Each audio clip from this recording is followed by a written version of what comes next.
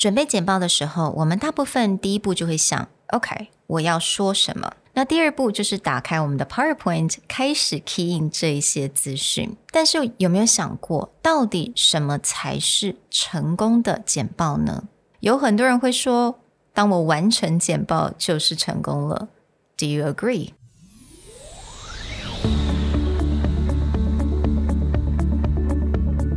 Hello, 欢迎来到 Executive Plus 主管与沟通力的 Podcast. I'm Sherry, an educator, certified coach, and style enthusiast. 我相信专业有效的沟通是语言跟逻辑的完美结合。And I'm Nick, a startup consultant, corporate trainer, and late-night gaming junkie. I believe great communication requires the right mindset and solid frameworks. 我们希望带给大家职场英语的技能、跨文化沟通技巧与其他能帮助您成为出色领导者的工具。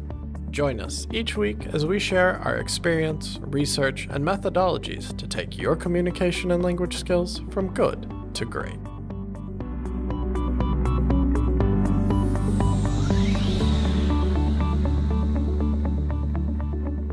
Hey everybody, welcome back to the Executive Plus podcast. Now, many people sit down and think about preparing for a presentation.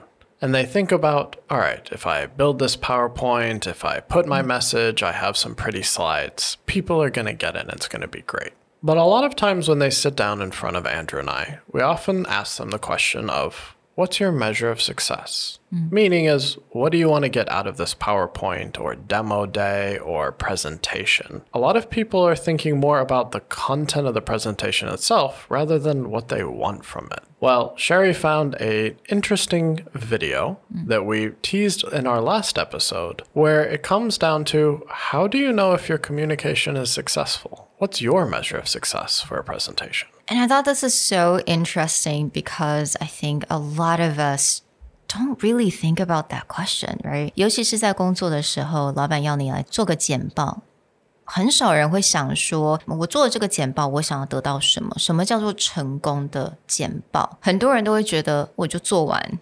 That is successful because I got through it. I memorized no one things. died. Success. I did not sweat and I did not embarrass myself. 很多人就会觉得，哦，这个就是成功了。但是如果你真的要想，我如果今天真的只有3分钟在台上，但是我必须要求我的上司能够 approve 我这个 project 或者这些 budget， 甚至还有更非常重要的一些决策的时候 ，Is that really what you want just to finish it? Do you want something more than that? Right. And so a lot of times you'll hear things about like, oh, you need to have a call to action. But it even begins before that, which is asking yourself very basic questions about what this presentation is about. The first question that you should ask yourself is actually, what do you want your audience to know?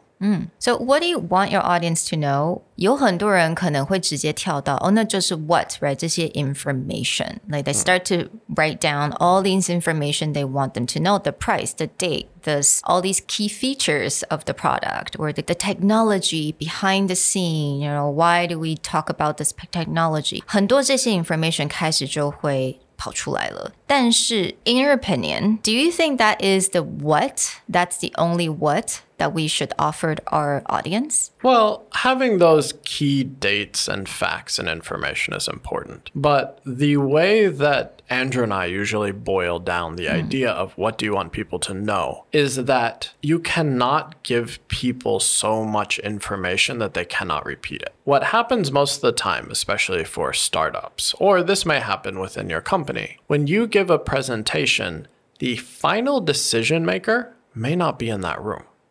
Or the final decision maker may not be fully there for the whole thing. Which means whatever you tell people in a room, they need to go and be able to repeat to someone else. So if you're talking at a demo day, the final decision-making investor may not be in that room. It's the junior partner's job to go relay information, right? If you're giving a presentation to your team and then they need to go talk to their senior managers to get written off, whatever you want them to know, they should be able to repeat to the next person. So this is why it always comes down to like 1 to 3 key ideas. These facts, these ideas, these dates, the numbers, they may be one of the key ideas. But if I give you 10 facts, and I think every single one of them is important, but then your job is to go tell someone else why my project is important. If they rattle off 10 facts, they probably won't remember all of them. They won't be able to frame it in a way that's very compelling. So when you think about what do you want them to know, it's like if someone has to walk away with one or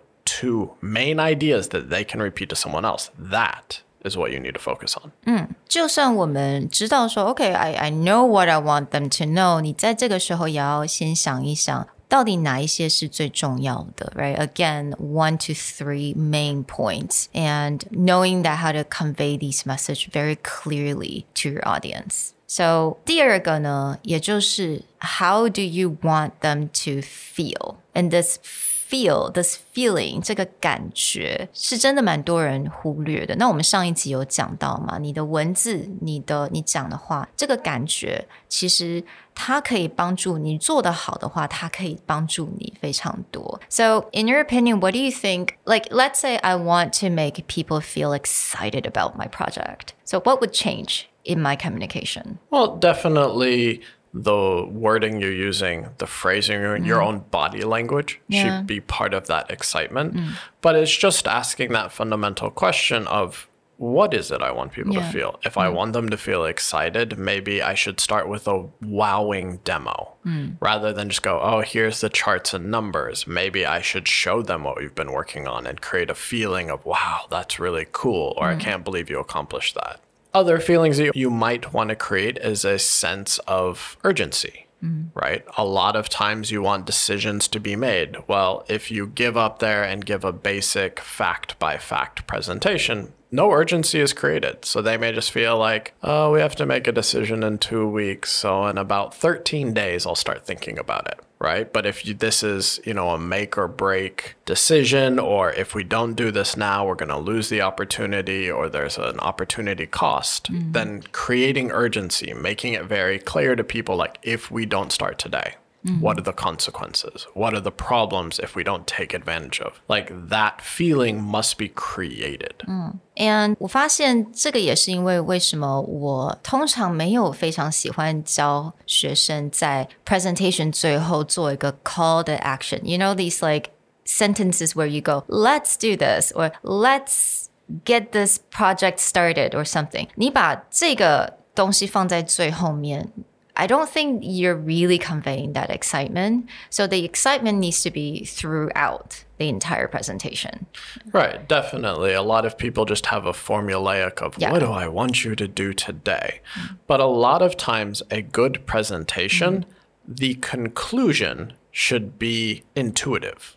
Like they should already know that this is coming. They should feel like, okay. They shouldn't be thinking like, oh, okay, is this over? What do they want me to do? They should be feeling as like, how can we do something right now? If you're creating a sense of urgency, you're creating a sense of excitement. Maybe you're creating a sense of seriousness. Yeah. So maybe it's more like you want them to feel like, oh, I should reflect on what's going on. You don't want to tell them at the other end of the presentation, reflect on what I have said today. You actually want that feeling to be in their head the whole time, like, oh, I should think about what I'm doing with my team. And 我们之前上一个 episode 我们就讲到 Peloton 的新的 CEO 嘛，他想要传达的就是我们来一起来做一个 comeback story. You know, let's do this together. 起死回生. So, 但是他在写他 email 的整个过程当中，你都一直会有这样子的感觉。他不是在最后一段才跟大家讲说 let's do a comeback story. Yeah, it's not like, oh, by the way, this is what's going to happen. Like every step of the way, he's building people up of like, we're going to do this together and creating a sense in people's head of like, all right, how can I be part of this comeback story? Which leads us into that last question, which we were just talking about a little bit. It's like, what do you want them to do? What is the action you want them to take? Do you want them to stand up and go tell someone else? Do you want them to buy something right away? Do you want someone to come brainstorm with you right away? As Sherry said, most people in their head are thinking, oh, I'll have a call to action slide. I will end with a thank you and what I want someone to do. But maybe that's too late.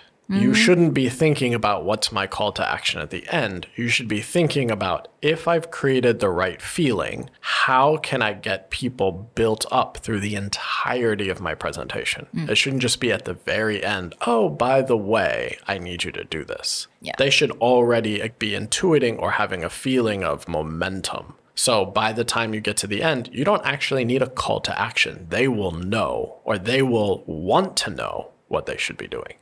Absolutely. 我看过非常多的 presentation， 可能它的目的是希望能够让大家非常兴奋 ，you know, excited about this company, excited to invest in this company。但是它整个 presentation 它是很紧张的，或者是它非常的严肃，你感受不到那个 excitement。那可能在最后面他才会跟你讲说，我现在需要多少的资金，那我请大家加入我们。这个是很 formulaic 的一个方式 ，but you don't feel that excitement. You don't feel like, oh, I need to jump in and join this team. I really suggest everyone to think about these 3 questions before you do anything, before you start prepping for your presentation.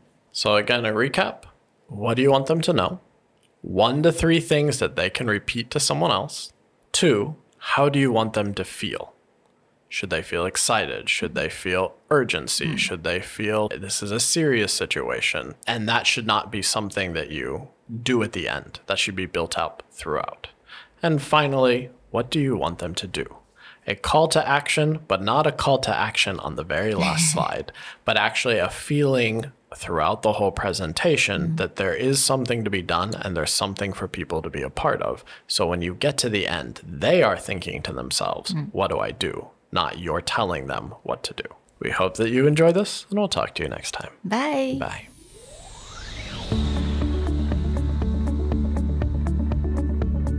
The Executive Plus podcast is a Presentality Group production, produced and hosted by Sherry Fang and Nick Howard. You can search us on Facebook, 主管英文 Executive Plus. You can also find us on Instagram, Communication R&D, and email us at sherry@epstyleplus.com.